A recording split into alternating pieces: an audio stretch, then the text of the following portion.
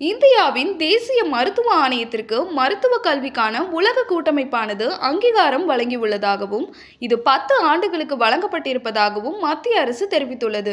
மேலும் இதன் மூலம் அமெரிக்கா, கனடா, ஆஸ்திரேலியா மற்றும் நியூசிலாந்து போன்ற நாடுகளில் உயர்கல்வியை இந்திய மாணவர்கள் மேற்கொள்ளலாம் எனவும் இது சர்வதேச அளவில் இந்தியாவுக்கு கிடைத்த அங்கீகாரம் என்று மத்திய அரசு கூறியுள்ளது. நாடு முழுவதும் உள்ள 706 மருத்துவக் கல்லூரிக்கும் இந்த அங்கீகாரம் பொருந்தும் என்பதால் நாட்டின் எந்த மூலையில் பயிலும் மருத்துவ மாணவர்களாக இருந்தாலும் அவர்கள் மேற்குறிப்பிட்ட நாடுகளில் உயர்கல்வியை பயிலலாம். இது நமது நாட்டின் மருத்துவ மாணவர்களை சர்வதேச தரத்திற்கு உயர்த்தும் என்றும் மத்திய அரசு நம்பிக்கை தெரிவித்துள்ளது. மருத்துவ கல்விக்கான உலக கூட்டமைப்பு என்பது உலகளவில் மருத்துவ கல்வியின் தரத்தை மேம்படுத்துவதற்காக இயங்கி வரும் ஒரு உலகளாவிய அமைப்பாகும்.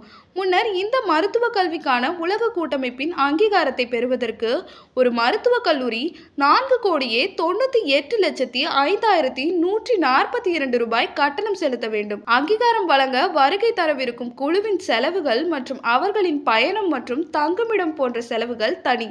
அதாவது இந்தியாவில் உள்ள 706 மருத்துவக் கல்லூரிகள் உலக கூட்டமைப்பு அங்கீகாரத்திற்கு விண்ணப்பிப்பதற்கான மொத்த செலவு தோராயமாக 351.9 கோடி இருக்கும்.